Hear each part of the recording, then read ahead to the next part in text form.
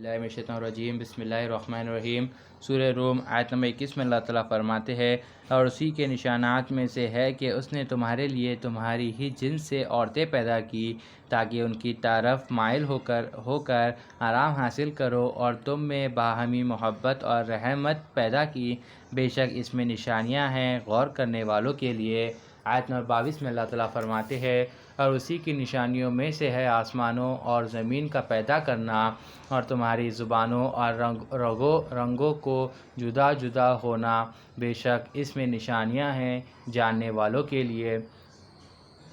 آیت نمبر 23 میں اللہ تعالیٰ فرماتے ہیں اور اسی کی نشانیوں میں سے ہے تمہارا رات اور دن میں سونا اور اس کے فضل کا تلاش کرنا، بے شک اس میں نشانی ہے سننے والوں کے لیے۔ آیت نمبر 24 میں اللہ تعالیٰ فرماتے ہیں اور اس کی قدرت کی نشانیوں میں سے یہ ہے کہ وہ تم کو بجلی دکھاتا ہے خوف اور امید دلانے کو، اور آسمان سے پانی برساتا ہے، پھر اس کے ذریعے سے زمین کو زندہ کر دیتا ہے اس کے مرنے کے بعد،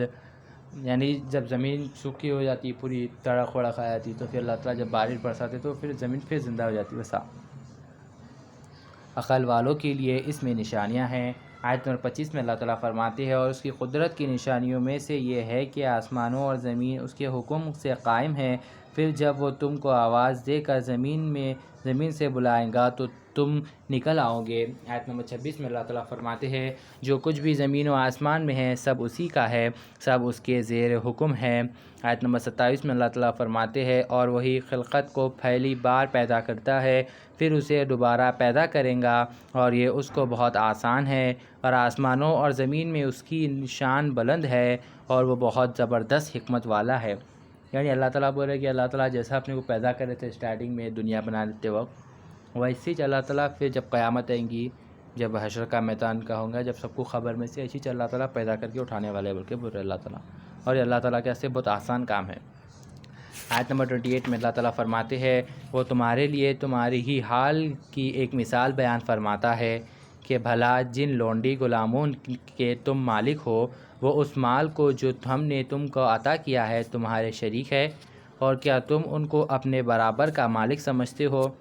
یعنی اللہ تعالیٰ بول رہے کہ تم لوگ میں سے ایک مثال بیان کر رہے جیسا لوگ شرک کر رہے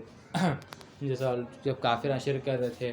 بتوں کو اللہ تعالیٰ کے برابر کھڑا رہے، تو اللہ تعالیٰ مثال بیان کر رہے کہ اب تم مالک ہے تھوڑے غلاموں کے،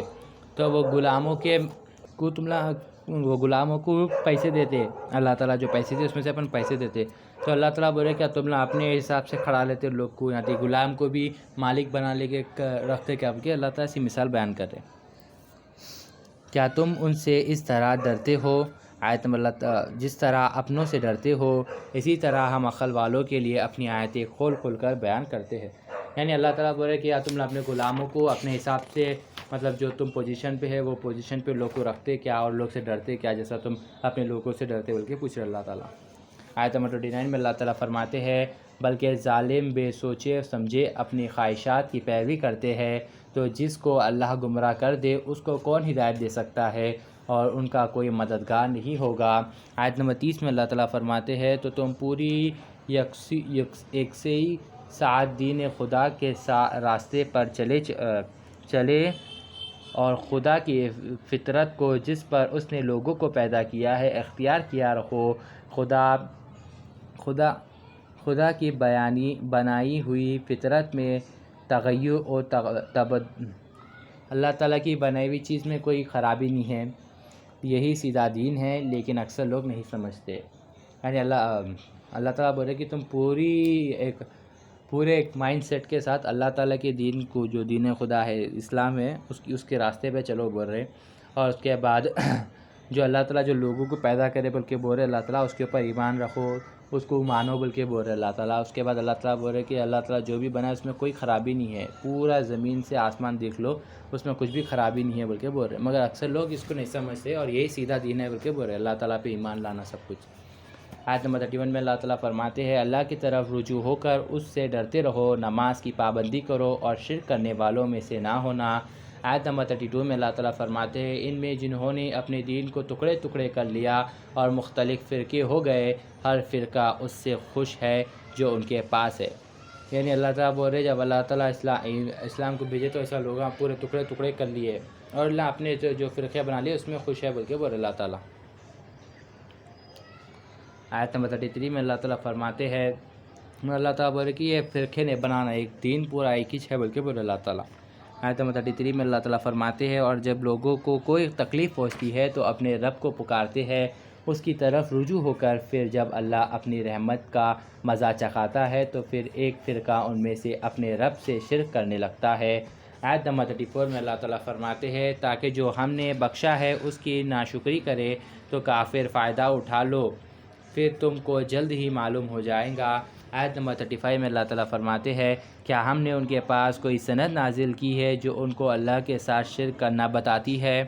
آیت نمبر 36 میں اللہ تعالیٰ فرماتے ہیں، اور جب ہم لوگوں کو اپنی رحمت سے نوازتے ہیں تو وہ اس پر خوش ہوتے ہیں، اور اگر ان کے اعمال کے سبب ان کو کوئی تکلیف ہوتی ہے تو مایوس ہو جاتے ہیں۔ آیت نمبر 37 میں اللہ تعالیٰ فرماتے ہیں، کیا انہوں نے نہیں دیکھا کہ اللہ جس کے لیے چاہتا ہے رزق بڑھا دیتا ہے اور جن کے لیے چاہتا ہے تنگ کر دیتا ہے، بے شک اس میں مومنین کے لیے بڑی نشانیاں ہیں۔ آیت نمبر 38 میں اللہ تعالیٰ فرماتے ہیں، تو تم اپنے رشتہ داروں، محتاجوں اور مسافروں کو ان کا حق ادا کرتے رہا کرو، یہ بہتر ہے ان کے لیے جو اللہ کی خوشی کو تلاش میں ہے، اور یہی لوگ فلاح پانے والے ہیں۔ آیت نمبر 39 میں اللہ تعالیٰ فرماتے ہیں، یعنی اللہ تعالیٰ 38 میں بول رہے کہ اپنے رشتہ داروں، محتاجوں، مسافروں، جس کا جو حق ہے ان لوگ کو وہ دیتے رہو۔ جو اللہ تعالیٰ ان کے یہ لوگ کیا سے اچھی بات ہے جو اللہ تعالیٰ کی رضا کے میں تلاش میں ہے کہ جس کا حق ہے اس تک پہنچا دینا، وہ لوگ فلاح پانے والے بلکہ بول اللہ تعالیٰ۔ آیت نمبر 39 میں اللہ تعالیٰ فرماتے ہیں، اور جو تم سود دیتے ہو کہ لوگوں کے مال میں اضافہ ہو تو اللہ کے نزدیک اس میں اضافہ نہیں ہوتا، اور جو تم زکوٰۃ دیتے ہو اور اس سے اللہ کی رضا چاہتے ہو تو یہی لوگ اپنی دولت کو دو چند سے چند کرنے والے ہیں۔ آیت نمبر 40 میں اللہ تعالیٰ فرماتے ہیں، یعنی اللہ تعالیٰ بول رہے کہ جو تم نہ سود دیتے، تم نہ سوچتے کہ اس میں پیسے میں اضافہ ہوتا ہے، تو اللہ تعالیٰ بول رہے اس میں نہیں ہوتا، جبکہ اگر تم نہ زکوٰۃ دیے تو اس میں ہوتا بول کے بول رہے۔ آیت نمبر 40 میں اللہ تعالیٰ فرماتے ہیں، اللہ وہ ہے جس نے تم کو پیدا کیا، پھر تم کو رزق دیا، پھر تم کو مارے گا، پھر تم کو زندہ کر دے گا، کیا تمہارا شریکوں میں بھی کوئی ایسا ہے جو ان کاموں میں کچھ کر سکے؟ وہ پاک ہے اور بلاتر ہے اس کا شرک کرنے سے۔ یعنی اللہ تعالیٰ بول رہے کہ اللہ تعالیٰ اب جو رزق دیتے، اللہ تعالیٰ رزق لے لیتے، اللہ تعالیٰ لوگوں کو موت دیتے ہیں اور اللہ تعالیٰ لوگوں کو زندہ بھی کرتے، کیا تو اللہ تعالیٰ پوچھ رہے کیا تم لوگ کے شریکوں میں سے ایسا کوئی ہے جو یہ سب کام کر سکتے ہیں بول کے بول رہے۔ پھر اللہ تعالیٰ بول رہے میں ان سب چیزوں سے پاک ہوں جن سے تم شرک کرتے بول کے بولے۔ صدق اللہ العظیم و صدق مولانا رسول اللہ۔